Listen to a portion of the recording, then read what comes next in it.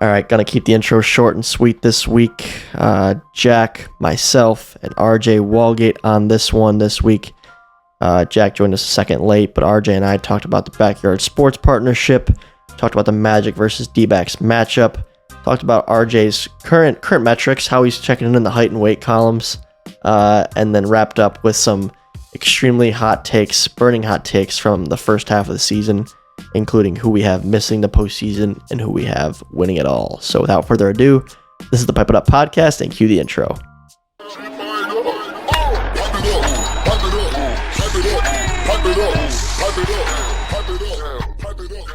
Ladies and gentlemen, welcome back to the Pipe It Up podcast, the official podcast of MLW Wiffle Ball. A lot to discuss this week. RJ Walgate is joining us at the moment, and we're waiting on Jack. Dad Agner, who knows what he's got his hands tied up in right now, but he sent a text to me just a few minutes ago, and he's like, why don't you and RJ get started, and I'll jump right in. So RJ, your co-host here for the first few minutes. You ready?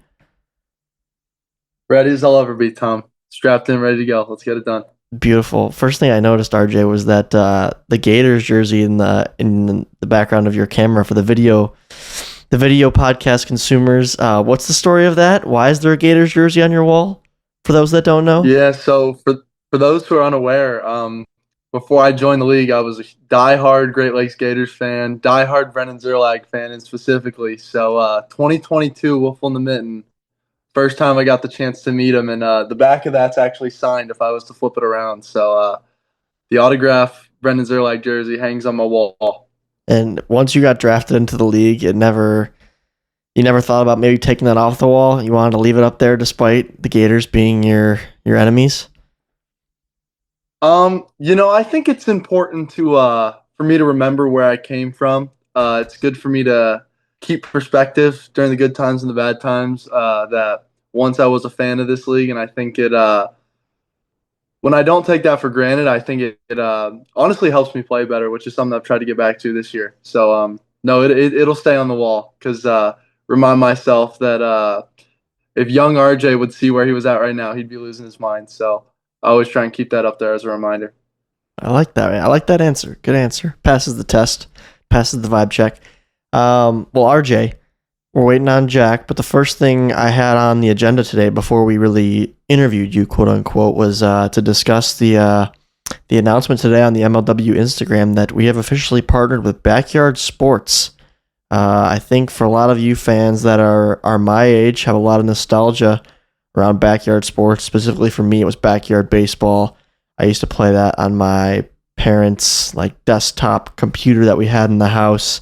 Had on a CD-ROM game, computer game. So just really cool. Even though I'm not having the greatest year, I still managed to get a caricature on the t-shirt. RJ, I think you're also included on that. Did you play Backyard Sports growing up, or were you too young for that? So Backyard Sports was a little bit before my time, but yeah, that's crazy. The lore and the stories that you hear about Backyard Sports definitely still trickle down into my generation. So once I heard about the collab and what was going on, I was ecstatic. I knew exactly what it was. So I've never necessarily played it, but I'm definitely very familiar with the concept, and I'm gonna definitely start playing soon now that I'm on the t-shirt. Well, they're making a resurgence. I don't want to speak out of turn here, so I don't know really anything about the company's current endeavors. I'll have to do some research.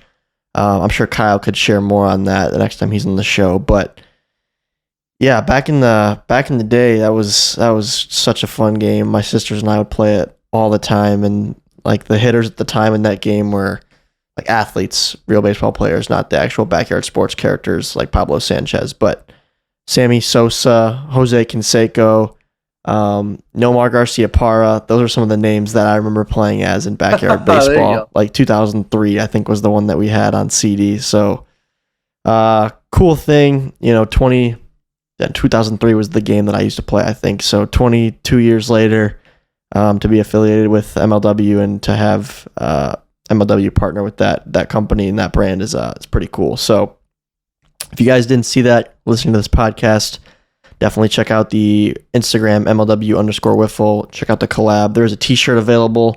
that has some of your favorite MLW characters featured on it alongside Pablo Sanchez. I think RJ, myself are included in that. So just really cool. Check it out, and hopefully more to come between our brand and theirs in the future. So that got me excited this morning. Good way to start the week. Little Monday kickstart, seeing that t-shirt go live. Hoping to see a lot of you guys pick that up and rep the brand. I think a lot of people in my generation will, because again, that was a game that we all grew up on. And it wasn't just baseball. It was backyard football, there's backyard hockey, there's all kinds of stuff, but baseball was the one that I liked. So well, RJ, we'll kick it over to this series now. D-backs Magic. This was a thriller. One I didn't expect. I mean, I don't know. I guess every series has been pretty close this year. We've had, I think, one sweep this far, maybe two. I can't remember. Do we have two sweeps this slate or one? I know the Eagles swept the Wildcats. And then... Two. Gators and Cobras. And the Gators swept the Cobs. Okay, but for the most part, it was 2-1 for the entire first half of the season. 12 series, 2 sweeps. That's pretty nuts. And this one was no different. Neck and neck from start to finish, all series long. You need to be thrown against Sully, which I'm sure was an exciting thought. But I want to start just in game one, or just, I guess, overall vibes for the Magic coming off this series win, RJ. You guys won it all 2 years ago. Came out of nowhere, made a run, ended up coming back in the World Series and winning it. And then last year's season just seemed to end on a really sour note. Got some new faces now, and Grant's been around too, which has been nice. Jack's been playing good. So just how does this team feel different than the 2024 squad that just seemed to never really find its footing last year? I would say this team honestly feels different than both squads. I think 2023, we were all new to each other, and we were like kind of right away after that Pred series, we kind of knew we were pretty good. And then 2024, like you said, kind of lost our footing. 2025 this year, I would say we're like, and I know everybody says this, I know there was a quote of Chadwick saying he felt that the Gators were the best team in the league, but like, I think we're extremely underrated. Like, I walked away from that D-back series, and I remember Grant saying something like, look at what we just did against the D-backs. We should have had a sweep. And that's kind of where it set in. Like, we're a really good team this year, and I think it's just being overshadowed by the fact that we lost the first series against a good team. So I think to answer your question, it feels different than both years in the sense of I think we're a very underrated squad. I think that plays to our advantage. But overall, I love this team. This is by far the most fun as well I've had playing in MLW. I told Jack that I had more fun losing to the Preds than I've had winning some series in my career. That is not to say MLW is not fun or a waste of time in any regard. But like, I think the young guys, that dynamic that it adds is just so key. And Kyle talks about us being a lively group. So I think when we can get our energy going, that's when we're most fun. And yeah, I love playing with this squad every time we lace it up out there.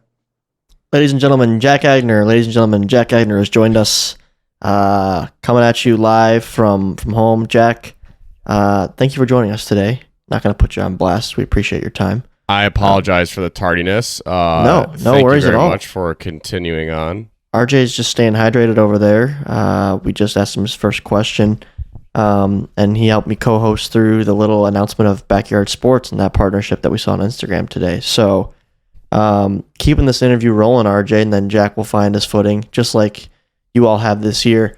You mentioned how part of the reason you're having fun is just the new young faces. You got Brady Pearson, you got Johnny Gunn. I don't know about your relationship with Johnny Gunn or if you'd even met him prior to playing this season, but Brady Pearson, I know that you've interacted with and maybe even played with in some of these MLW tournaments in the past. Did you play were you in Jack's ear over the offseason saying that, yo, we should draft this kid Brady, he's really good? Yeah, so you mentioned playing with. I'd played against Brady in a Wiffle in the Mitten championship game. And then, like you said, talking about was I in Jack's ear. As I got drafted, Brady was a guy who I was kind of waiting to, like, turn the corner maturity-wise.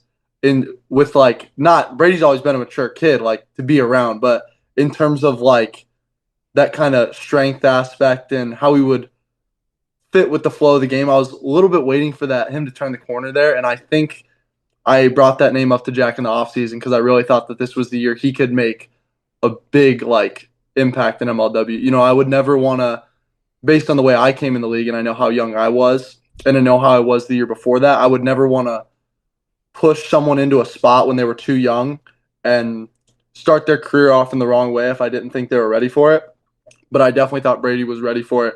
And that was a name that I was definitely, if Jack remembers, I remember definitely letting Jack know that if Brady's available, it's a kid we should probably take and at least look at if we're not going to take him. Yeah, I definitely remember that. I included RJ in the draft conversations this year. Number one, because just as his role on the team, very prominent, obviously, pitcher on our team. Like I value his opinion.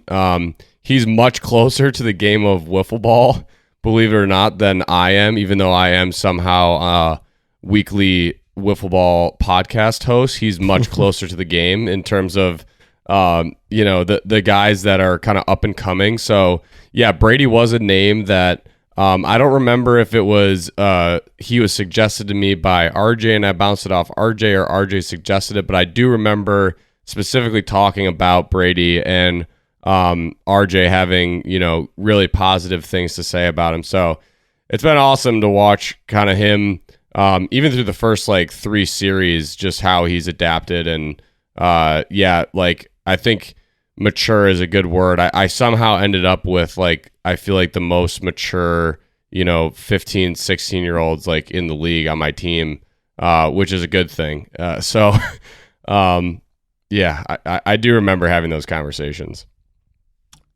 Yeah, playing off that, Jack, I agree that, I guess I haven't seen Brady face a ton of adversity yet mainly because he's not a key like ace pitcher. I think that's when you feel it the most, when you're on the mound and you're on an island. But RJ, just the mental toughness that you've shown over the years, and this series is no different. When game 1 went south and then you bounced back in game 3 and got a win. I don't know if that's something that can be taught, but I see guys struggle with it, whether they're young or old. I mean, you see guys you see pro athletes lose their composure at times, and some of them it's a trend for them and it hurts them a lot throughout their career. I'm assuming you've always been like that, but what would you say to someone maybe who struggles with that or feels like, when something goes wrong for them, they can't refine their confidence out there and the game goes south? Yeah. Well, what's big for me is I really don't put my identity in wiffle ball. I try to put my identity in my relationship with Christ, and I try and keep that number one. So it's easy to go out there with a fresh, light mentality, I guess, when you know that wiffle ball isn't everything at the end of the day. This is ultimately something that I would say all of us are doing for fun, at least somewhat. And another thing that really helps me, I would say, is always having that chip on my shoulder, knowing that MLW was something I wanted to do, but never knowing if it was going to be able to happen, given my driving distance and, what were my parents going to say. So I think when you take my relationship with Jesus and you combine that with the fact of how I used to be a fan, and this is still something that I pinch myself every day that I get to do, something that I'm so grateful that I get the opportunity to do. Those two aspects of what I'm thinking in my head play so well together, and I think that's what helps me take that more serious approach, that toughness approach, where it's part of me saying, hey, this isn't everything, and the other part of me saying, you wouldn't have even, you're so lucky to be in this position. So when you take those two things, I think it is a recipe for success, and I think it's something that's definitely helped me. I think that was very well said. Very well said. I guess leading off that, when things aren't going your way, prime example of just that game 1, right? That game 1, the way that ended, I think, hindsight, like watching the video, I just got a chance to rewatch the video today, and especially seeing how Grant was able to hold his own in game 2. I think not myself, but I think some viewers might have watched that and said, oh, would it maybe have been a good time, like after RJ, walked a couple guys to like put Grant in there to try to close it down. And honestly, like I'm not, I don't regret like leaving you out there at all, because like you were dealing in the game up until that point, and like I've seen you in those positions shut that down before. So it never, to me, like, I honestly was never in my mind thought like it was going to even get to that point. But I could see how, people might think that. I guess my question is really like, that's a prime example of, things, the momentum swinging pretty quickly, things not going your way and having to pick yourself up and play 2 more games. I guess just walk us through kind of like what happened in that final inning, of extras and how you kind of picked it back up. Yeah, so to go into what happened in that final inning, not the first time in my career I haven't felt necessarily, I would say, comfortable in my ability to throw strikes, but it was the first time where I felt preparation did not translate to the field, which was weird for me because usually I feel like most of the times, for example, out of state events, I haven't done well in game 1. I think my first 2 years my first year where I was in St. Louis and then in Atlanta, I didn't do well and I got hit, but I think that was from my inability or my lack of confidence to throw strikes. But then I felt confident in game 1 of last series to throw strikes. I just couldn't. And that was a hard pill to swallow for me mid-game. So to answer your question, like I really didn't feel that unprepared. I didn't feel that lack of confidence. It was literally just every time I threw, I was like, you've got to be kidding me, that did not hit the strike zone. So it was a hard pill to swallow. And in terms of what went wrong, I'm not quite sure. Very disappointed, I will say. Like we talked about, I like to think of myself as a competitor. I like to think of myself as someone who, even though it's wiffle ball, has at least some level of professionalism out there. And it's probably the most disappointed I've been in myself throughout my career because, the standard I hold myself to, that wasn't even close to it. So much so that I have not let myself watch the newest video. I really want to, but I'm not going to allow myself to because I'm disappointed in the way game 1 went because I want to focus on the next series. So to answer your question of what went wrong, not really sure, but I don't plan on it happening again anytime soon, Lord willing. Yeah, well, you look great in game 3. Shut the door. They tried to rally. Just a fun watch start to finish. Game 2, you got the lift from Brady. Jack, you got on the action. Let's pan this over to you, Jack. Just how are you doing it, man? How are you doing it? Dude, I feel like most people in this league will, especially the ones that don't hit a lot of home runs, will agree with the fact that sometimes you kind of just black out when you hit a home run. I do not remember almost like falling on the swing of the home run. Like if you watch the video, it might be the most, again, you might as well just add that to the unathletic compilation that was getting tossed around because I literally almost like fell over on the swing. But yeah, I don't know. Connected again. We're just, it's for the pod. I think a lot of you probably saw the, I do want to say about the odd even year stat post that came out. I think it was ECK Sports. I think I didn't see this. Did it. The MLW account like reposted it and stuff. I will say they conveniently left out 2018. To sum up the post, it was basically I'm terrible in even numbered years and I'm less than terrible, I guess, in odd number years. And obviously we're in an odd number year. But I do think they conveniently left out 2018, which if I'm not mistaken, might have been my best like batting average. Probably my best, like statistically my best year, but that's probably why it wasn't in the graphic. It's probably why, but yeah, we're holding our own. We're holding our own, Tom. We're holding our own. I'd say you're doing more than that. I mean, you're making me proud, Jack. Even Jonah, another guy people might say has passed his peak. He went yard in this series. Sailor went yard. Just a lot of great showings. Grant Miller, he went yard, of course. Pitched a great game in game 2. Had an exciting post-game announcement that baby number 2 is on the way. So congratulations to Grant and his growing family. And we pray that everything goes well. But Jack, RJ. Let's go RJ first. Just obviously with that on Grant's horizon, he stated that this is probably it for him this year, despite he sort of teased like if the Magic can get to the World Series, maybe I'll try to make it for that. We'll see. But do you guys think this team is built to still win without a guy as electric as Grant? As far as Grant goes, it's so hard to see that dude go. Probably the best teammate I've ever had in a team setting. So many of the Magic guys I could say the same for, but Grant just bringing that like college baseball experience where it's so much similar to wiffle ball, bringing that into a teammate perspective was huge for me. So I'm super thankful for the time he served on the Magic. And as far as do I think this team is built for success without him, I think absolutely. That's no disrespect for Grant. Guy's a stud. You know what I mean? If you told me he could come back tomorrow, I'd be like, yes, let's do it. But I think if there was ever a time, I think the time would be now. And like we had the conversation, Tom, I think this team's so underrated. I think the young guys playing very well. So as much as I love Grant, if there was ever a time, I think it's now. And just shout out to that guy for the spot he left the Magic in, because it's huge and he deserves all the credit in the world for that. Mm-hmm. Yeah, that was a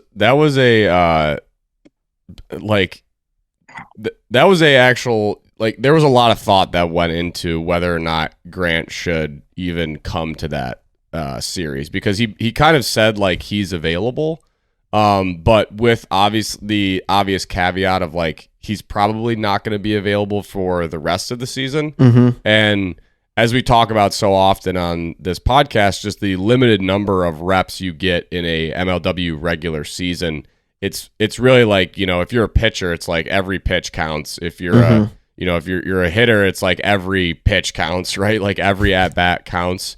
And his concern was he just knowing that he was, probably not going to be involved in any of our series for the rest of the season. He didn't want to take away reps from some of the younger guys. And honestly, it was like I saw both sides of it, and I sort of asked like those younger guys where like it was like their reps were kind of on the line, and I asked, what they felt was like the right thing to do, what they wanted to do, and it was like a very quick, unanimous like have him come, because we felt like if we had Grant there, especially because our number 2 arm has probably been our Achilles heel, I would say, so far through the season, knowing that he like could give us a win potentially in game 2, we felt like we had the better pitching matchup in games 1 and 3, and having a better pitching matchup in game 2, it's like we felt really confident going into the series that we could have swept the Diamondbacks, and which is a bold statement, but like that's honestly how we felt, and that's why we decided to have Grant come, is because we felt like, hey, if we could get a sweep here, that's really going to set us up for success, like with our last 2 series, coming down this season. And we were 1 out away from doing it, which is the crazy thing. So, yeah, it was like a team decision really to have him come. I'm really glad that we did. He is going to be a tough player to replace, but also just a presence to replace. I will say, just like looking back on that Gators series though, not having him, it's still just a different feel on the team with like Johnny and Brady there, those young guys, stepping up and just being intense all the time. So I'm not worried about not having Grant, but replacing Grant I don't think is really the right way to phrase it. It's kind of just like other guys stepping up in new ways to create a different kind of dynamic for the Magic, which I think we've shown already in this season that we can do. And I think we can do it, for the remainder of the season to make a deep run. Yeah, his energy is great. I think it actually has translated pretty well over the years on camera for all the viewers at home, just through mic'd up, and Kyle has highlighted at times like the interactions that Grant has had while RJ's on the mound. I think that's been pretty pivotal to RJ's success. So, they've been playing together now. This is their 3rd season.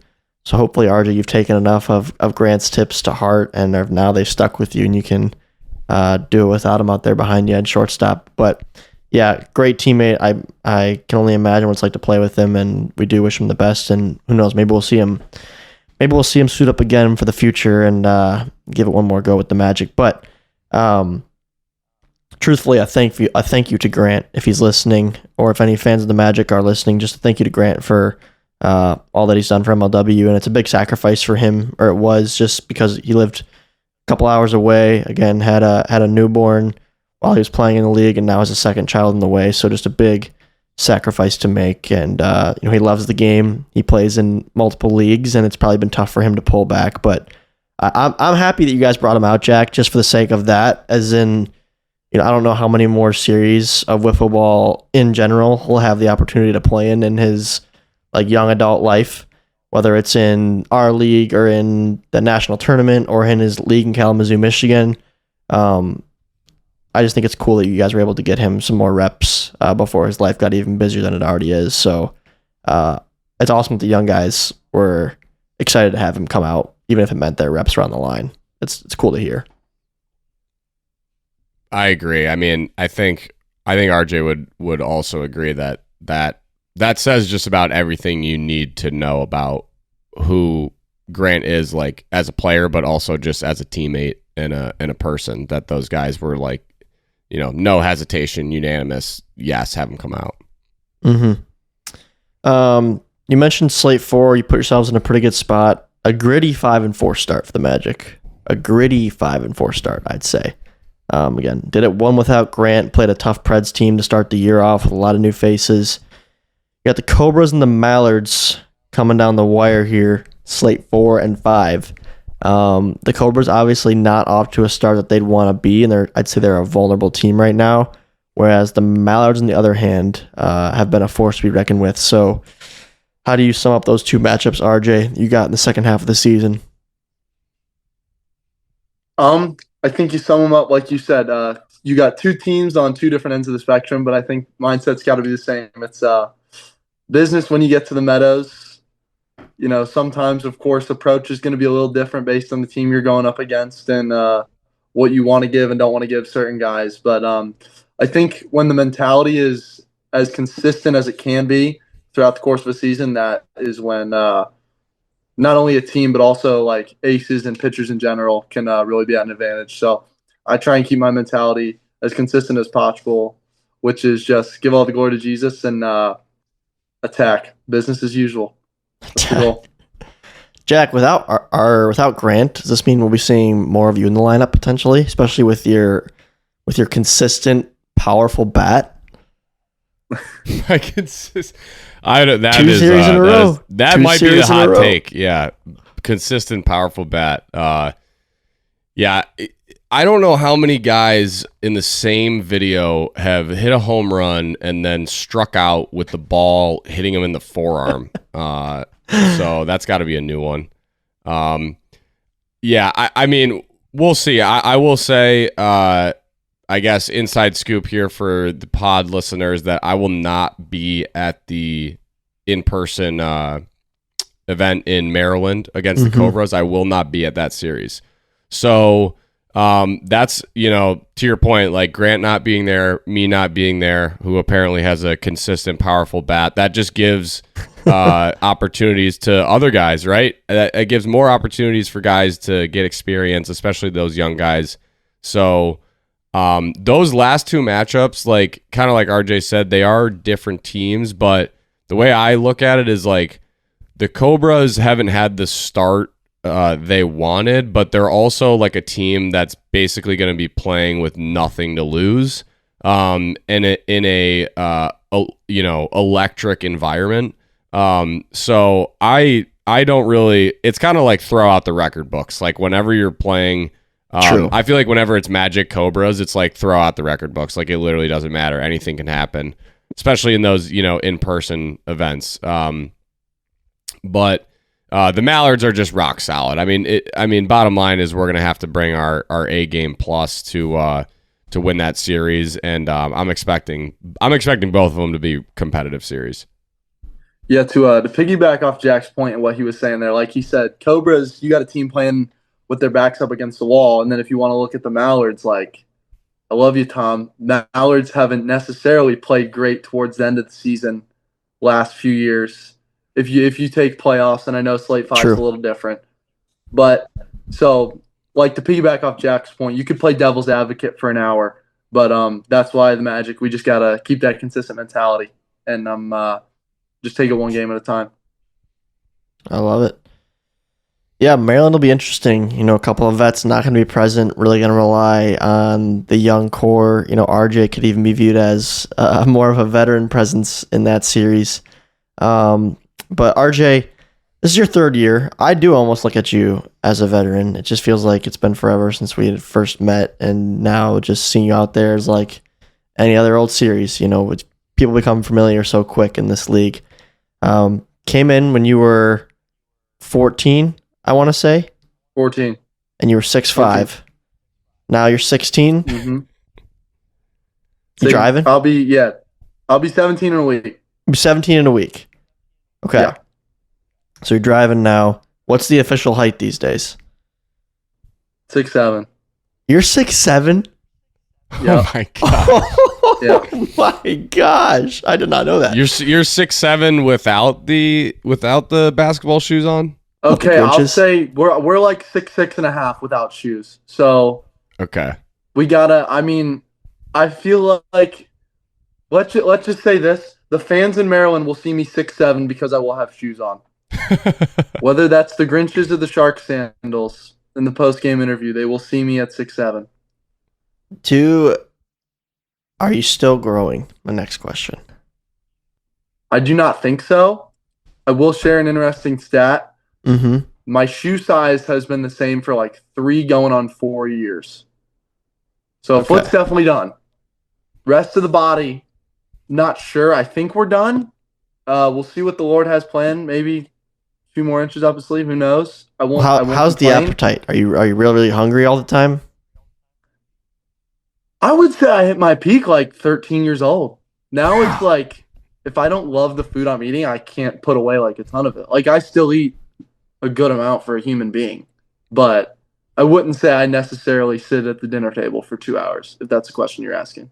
What do we think is the height threshold for when life starts to become not like harder, but like there's certain things that are just you'd actually want to not be as tall for? Like I'm just thinking of like RJ, like you just said like RJ's driving. Like 6'7" in the driver's seat of a car, like depending on the type of car you're driving, is a problem. Like I drive like a Fusion, like a small car. If you're 6'7", I mean you're not driving that car. It's just not. It's not working. So like, what do we think like that threshold is? I think he's past it already. I would say I'm not there yet. Really? I'm not there yet. But to your point, driving in a car is terrible. So I guess I'm not that far. And I'm working with an SUV too. And it's still like, I'm just praying. Every time I get in that car, I'm praying that seat goes back when I click the button.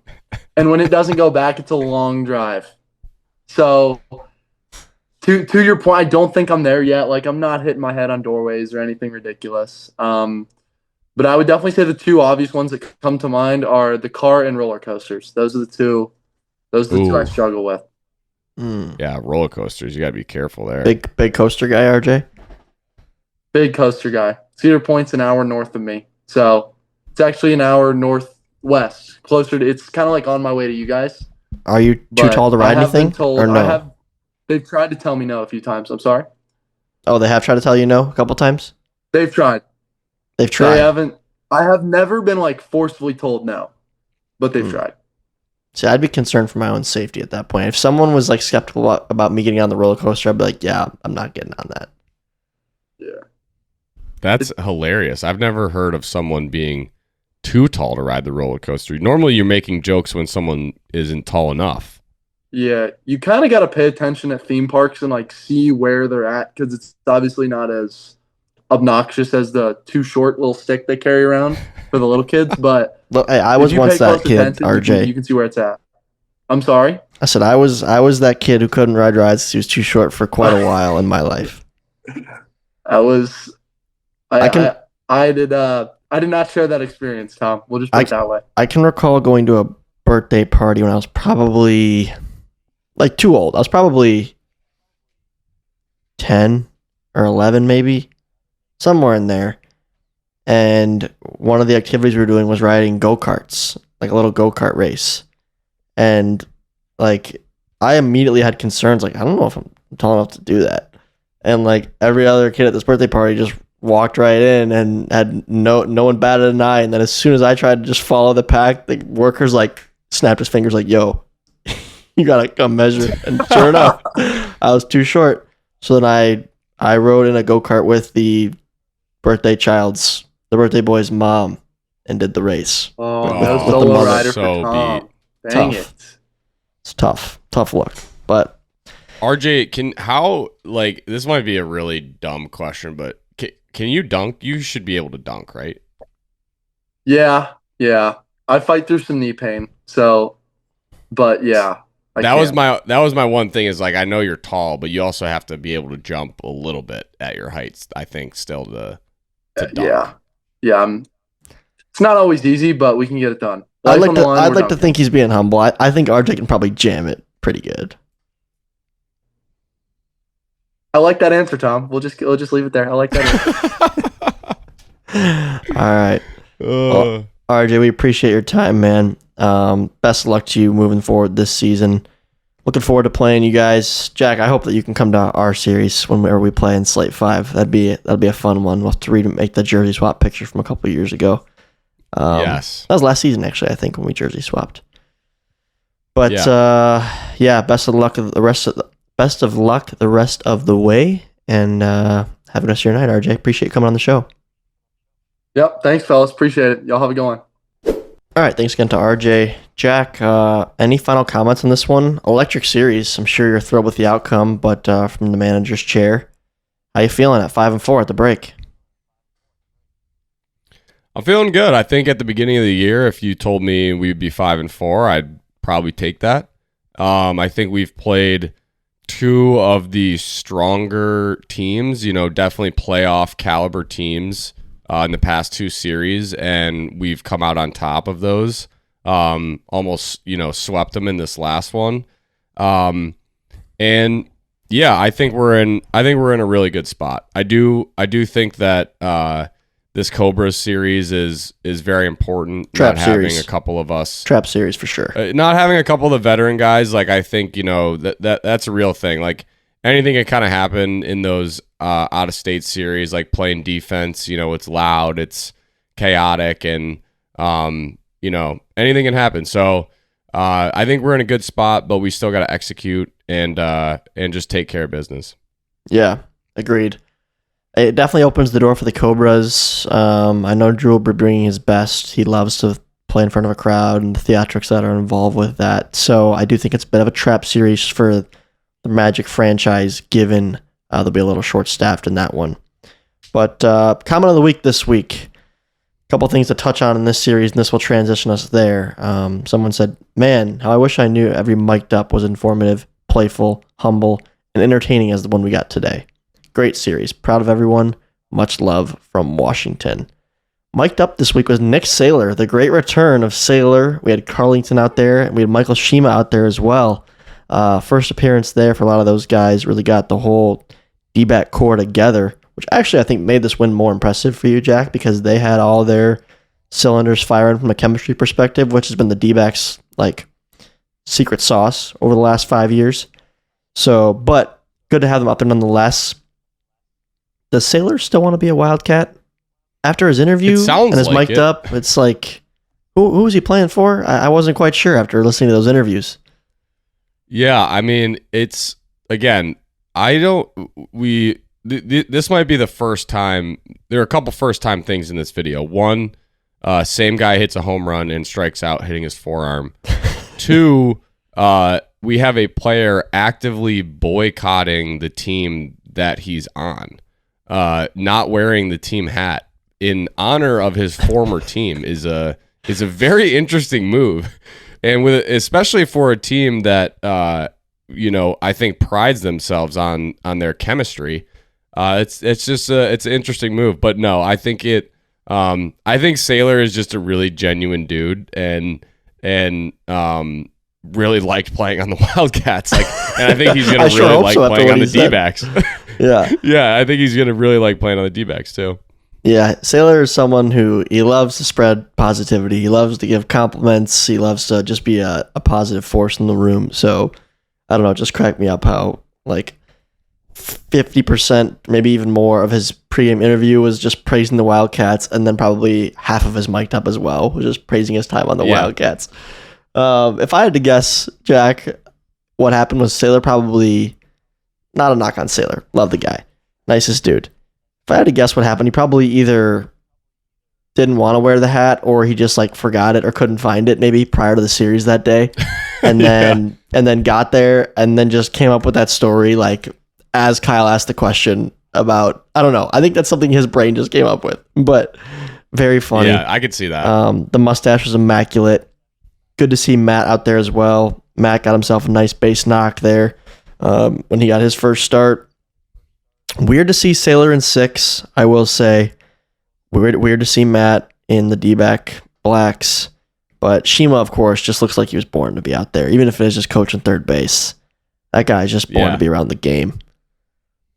I will say there was one comment about sort of forgetting what it was like to see a Nick Sailor. Oh yeah, I saw that comment. And you got to just you got to recognize game's got to recognize game, and I will admit that there is something different about a Nick Sailor home run when he squares that ball up and hits it with the best part of the barrel of the bat. It is just a different swing, and you can I've seen it enough where it's like I can almost tell he's gonna do it like in his wind up for the pitch. Like there's just something about it. Like I felt that one in my bones before he hit it. But it's funny. Yeah, it was good to see those guys again. It's like that's just another group where that was a super competitive series. I mean, arguably the series of the year. You had two walk-offs and a 1-0 game that I think was that AJ who hit it in the top of the third in the last inning. Correct. Out of nowhere. So, AJ hadn't done anything all year and then hits a clutch home run. Unbelievable. Just production from everyone. So, yeah, I mean, might be up there for series of the year so far. But the Diamondbacks, that was a super competitive series. But again, those guys were just, I said it in the post-game interview, just class act guys. It was just fun playing against them. That was a really all-around just great fun day at the Meadows. Yeah, I've had some extremely stressful series against the D-backs in my career. Postseason trip on the line, but I'm joking with those guys during those games. Just part of how it is, and I like competing against Jimmy, and Jonah and I have become friends over the years. So fun crew. I mean, you made Sully, you put him in his place, but how is his stuff? Pretty gross. He's good, man. He's really good for a rookie. Again, that was just based on watching his prior series, that slide drop is definitely his go-to pitch, and I was kind of just hoping he was going to leave one up high a little bit, and he kind of did. I actually, on the next at-bat, it was almost the same pitch, in almost the same spot. It was just I swung, I just missed it. I swung through it, but I was surprised. I mean, it was one of those ones, if you see my reaction, it's you don't get those ones. You don't get those ones back. You have some strikeouts where you're I had no chance at hitting that, or I shouldn't have swung at that, or that was a really good pitch. That one was one where you're I'm not gonna get that pitch again for the rest of the day. So he's good. He's good, man. He definitely brings a different dynamic to their team. Having a guy like Norp who's solid on the mound. I know he's had a little bit of control issues here and there so far this year, but is traditionally solid. And then having a lefty that you can go to, it's definitely it takes a little bit to get used to. So again, I still think they're a playoff team. I still think they're going to be there. So who knows? We may see them again. I agree. Again, in my head, there's 7 playoff teams in this league, but only 6 are making it. So it's going to be a interesting finish to the year. where we stand, Jack, with our hot dog bet. 9 innings, 9 dogs. Once again, you're going to lose a tiebreaker here by a single hit, Jack, or a single mark in this slate. 14 hits exactly in this one. I had the over, you had the under. So the 21 to 21 tie is now 24 to 23. My lead at the All-Star break. So 1 point separates us to the first half. Should be a cinematic finish. And that's where we stand, folks. So we'll make our slate 4 predictions after the All-Star game. So the Derby will happen, the All-Star game will happen. And then Jack and I on that following podcast, we will make our predictions. So don't think we forgot or anything. We've already got those going on in the background as the series are being played, but we will announce them to you all when the time comes with the uploads and as that aligns. So sound good, Jack? Sounds good, man. Okay. One thing, I know I mentioned it a couple times, but it was funny the way Kyle edited that strikeout that I had of it hitting my forearm, because it made it seem like I in a dumb way just admitted that I struck out, which I kind of did, but that's not really how the conversation went. Like, that play happened and I thought it was so obvious that it hit my forearm that it was called a foul. Oh. Originally, and Kyle called it a foul, and I thought it was so obvious that it hit my forearm. So I just kind of got back in the box, and then we're talking about it for a sec, and people were kind of talking about the rule, and I was like, "Oh no, it hit my forearm." And Kyle was like, "Oh, well then you're out." I'm like, "Well, you made it seem I thought it was so obvious." So that's why the reaction was kind of funny, because it made it look like I just admitted to it, which I kind of did, but I wasn't gonna lie about it because I thought it was it wasn't even close to my hand. It egregiously hit my forearm. So it is what it is. Yeah. It was funny. It gave me a good laugh, but I can't laugh at you, Jack. Two home runs in 2 series. That's about all us old guys can ask for these days. So congrats to you. Yeah. And it sounds like you're gonna be out in slate 4, but I'm hoping in slate 5. Well, it is against the Mallards, so maybe I shouldn't root for you to hit a home run, but I'm always rooting for you a little bit. Hey, if anyone's going to hit a home run against us, I'd hope it be you in that last series. Thanks. I appreciate that. I would absolutely love that. Okay. To wrap this one up, Jack, I kind of said, I think sometime in slate 2 where I was like, I'm going to save all my wildly hot takes or just way too confident predictions and assumptions for the All-Star break. We've reached that point.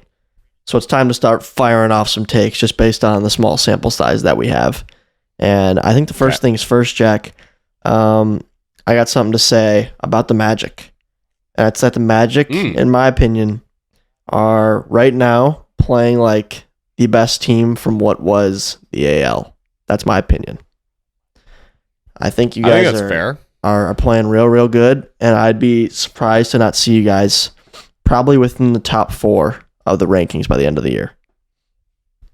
Yeah, I think that's fair. The Predators, I think, have they've been there, but it's also you never know what you're gonna get. They could just turn it on these last 2 series and go back to getting hot. I feel like they haven't got those clutch hits from Warda and Russell like they have in the past. That we have got those hits, right? We somehow have got them from me. We've got them from AJ. Brady's stepped up in a big way, and that's been the big difference for us. I think has kind of been that home run ball. So yeah, I would say right now I would kind of agree with you. I don't know if that's a scorching hot take, but well, the Preds are the Preds. I think that's who people would argue with. The Preds are the Preds. The Preds are the Preds. But I guess on that note, I will throw out a hot take there because he has just been so unbelievably dominant in the past few years. I think this is warranted for a hot take, but I think that someone other than Ryan Kratch will win the MVP this year. Wow. Really? I do. I think it's Ryan Kratch's award. I was going to say that in this segment. I think you can call it now. That's what they're going to name it. That's what they're going to name it. Well, that, and I just think that I think he's going to win it again. I think you can call it right now. He's just so good.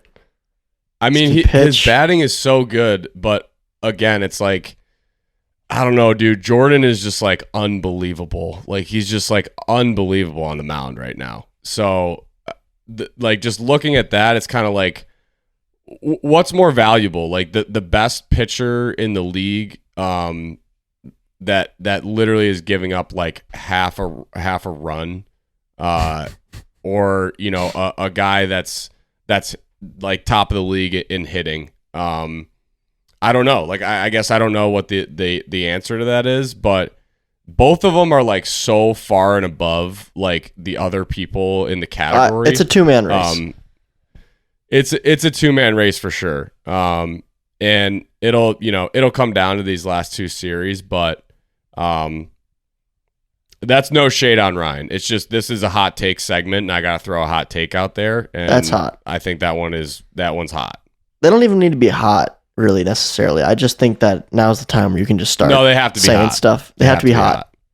They have to be hot. Well, I guess saying that Jordan Robles is the Cy Young is not very hot. I do have that take that I think you can end the MVP vote right now. It's Ryan Cratch, and then you can end the Cy Young vote right now. It's Jordan Robles. That's what I think. That's fair.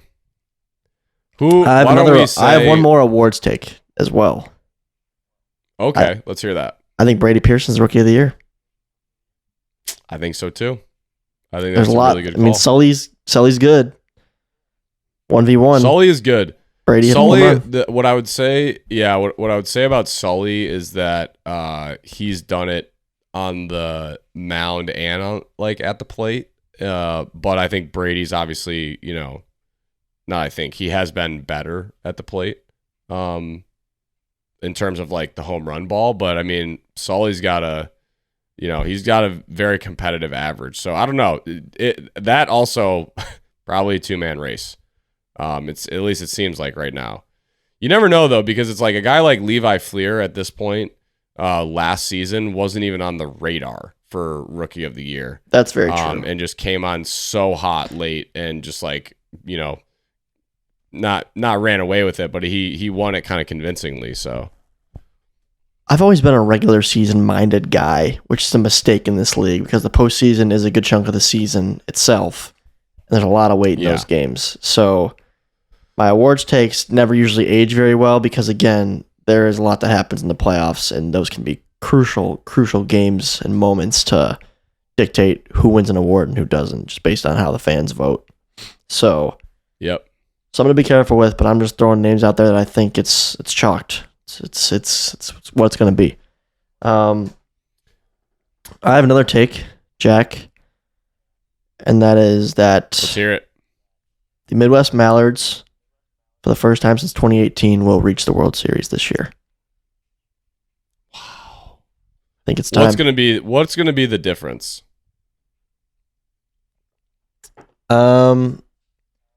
I think it's the offensive production from Colm and Flood. I think Jordan's Jordan, but I think those two guys have been really putting together some great at-bats that have been massive. Like Jordan really has probably had one of his slower offensive starts in what is now his 4th season in this league. Yet I feel like we're playing our best wiffle ball in that time frame just because we've had offense from other people as well. Yeah. Yep. I agree. Question for you as well in this segment. Will Tommy Coughlin get a hit this year? Yes. Confirmed, yes. What's the number? What's the over-under? 0.5? I think you should go back to swinging lefty. Do you? Just for like a series. Just for like... Or just like if you happen to get a day to like get out there and like practice a little bit or something, just to like switch it up. Like mojo change. Trust me, dude. I don't watch the videos and look at my batting approach and say, wow, that guy looks real comfy in the box when he's up there. About myself, I certainly don't say that, but I've seen a comfy Tommy Coughlin in the box before. I've lived it. And yeah, you've lived it, and I don't know what that adjustment is for you to get comfy, but you don't look comfy. and we got to get you comfy. Not comfy. I have a comfy in my closet. You know those big hooded, weighted blanket things.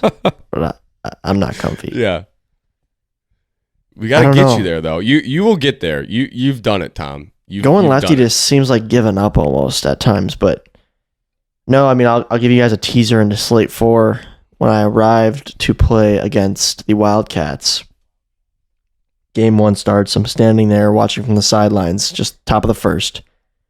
And I'm just like, this game just looks so fast right now. Like, I cannot believe that 2 years ago I was stepping into that box just so confident in my ability and my approach. And I don't know how to access that part of my brain anymore. You know, I think a lot of that confidence was cultivated in the reps that I was doing in between series.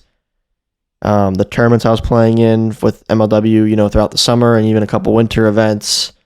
My pretty much weekly outings I'd have with some of the guys in the Mallards, just like going to the driving range and just hitting balls and seeing clubhead making contact, but this is bad on ball in this analogy, and I just haven't done that enough to give myself that confidence in my approach, and it's in there. It's in there somewhere. Just got to figure out how to access that. Got to tap in. You got to tap in. You're going to find it. I got to tap in somehow. Well, Jack finished with over 2 home runs. That's a question to myself. And I'm going to say, I think you get one more. I think you do. If we're including the postseason, I think you're going to get at least one more. I would love one more. I really would. It's going to be hard to get one off you guys because you just don't really have home run friendly pitchers, yeah. I would say. But maybe in the playoffs, depending on who we draw. I guess on that note, why don't we give our predictions? I think we both would probably say the Cobras are the first team to miss the playoffs, but after that, it's a pretty tight race. So why don't we just say what team right now, we would have to predict missing the playoffs? It's a tough question, Jack. I do think the Cobras will miss the playoffs. And the second team I'm going to predict to miss, I got to be careful. This is going to come back to bite me so bad. It's going to get clipped, and I know. Not a fair question. There are a couple candidates in my mind, but I think the team that also misses alongside the Cobras. Can I get a drum roll, please, Jack? The Downtown Diamondbacks. Wow. And I say that because that is going to get clipped. It's going to get clipped. And I'm going to get text messages about it probably. I feel like the Mallards, people are saying like the Mallards are deflated without Tom and his bat and his leadership. Like it seems like he's out of it.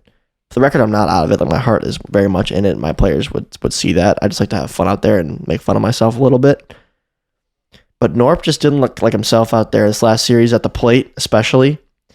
And I think, I don't know what the availability is of Saylor and Carlington. It seems like they missed 2 out of the first 3. Are they going to make both slate 4 and 5? I don't know. But I have bad vibes right now from the D-backs. I don't know why, but I do.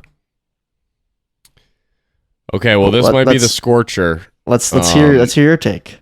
This might be the scorcher, but it goes along with one of my, maybe even the bigger scorcher, and think it will be, no shade to my boys. I love my boys over there. Oh, no. But I think it could be the Pacific Predators.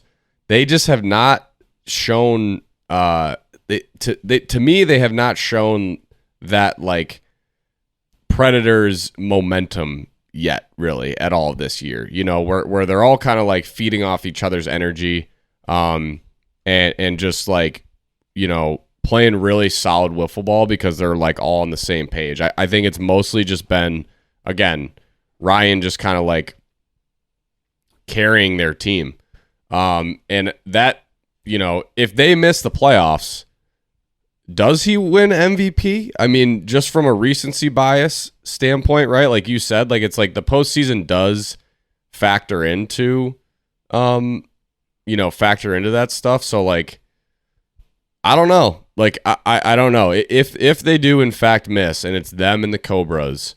If they miss, he's not the MVP. Him winning the MVP, yeah, and that's kind of what I'm saying. And they play the Diamondbacks, and they also play Eagles, the Gators, or the Eagles, and D-backs. Yeah, the Eagles. So it's, I don't know, dude. I think those teams are in. But it's gonna be tight. It will be tight. Who's your champion, Jack? Last question. You get to go first this time. Metro Magic, dog. Come on. Easy. Is it? Easy question. Okay. I mean, look, dude, here's the thing. The thing that has been our kryptonite all year, and I understand that it's only 3 series and there's a lot of wiffle ball left to go. But the thing that has been our kryptonite basically since I've been on the Magic has been our ability to hit, in the clutch. And so far we've done that this year. I think that Johnny's clutch, I think Brady's clutch. AJ, I think, is having a better year, like a year that doesn't necessarily resemble his World Series MVP performance, but it's like, okay, he's a solid, really solid guy in the lineup that you got to be careful with because he could put it over the fence at any time.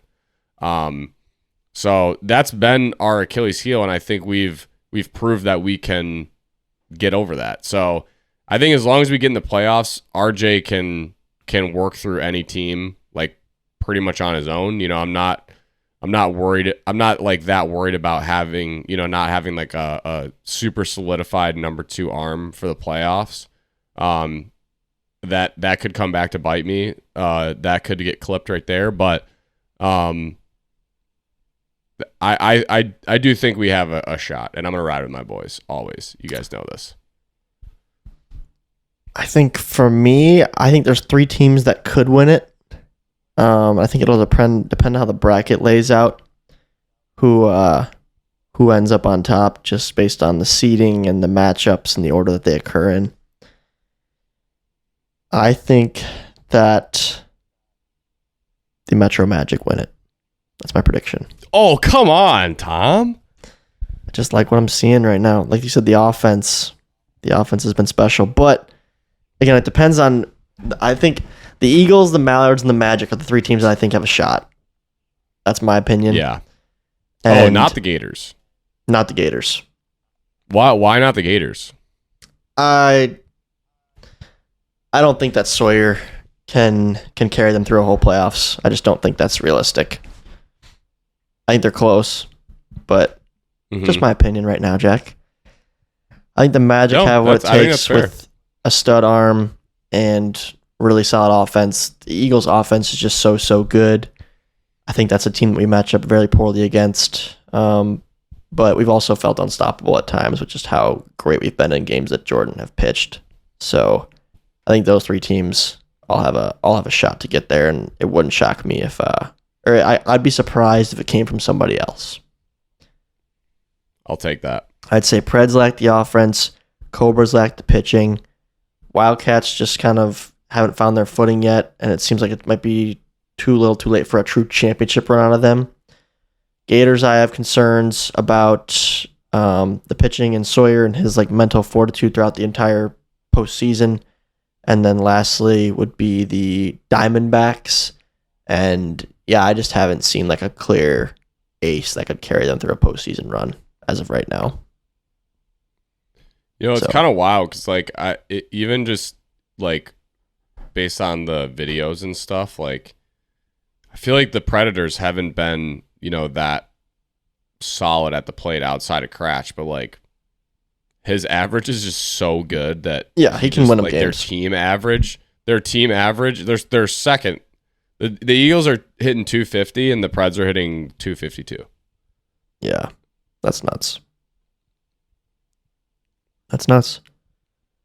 Well, there you have it, folks. First half of 2025 is complete.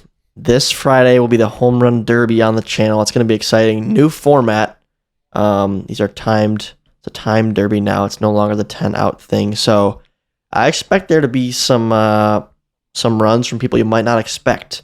I do think that veterans like Robles and Norp have a great shot in this derby, just because they've done this kind of thing before, and they've both done pretty good. Like Norp won a derby like this out in Vermont, and Robles has done great at these derbies that are timed at UIFs before.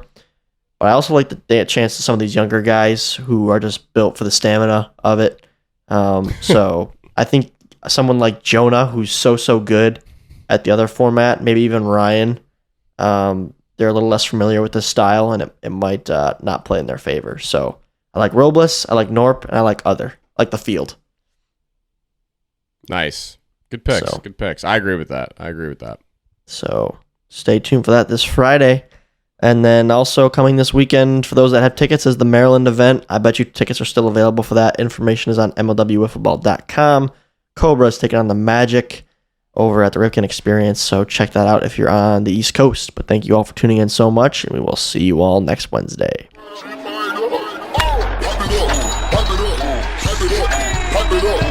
it up.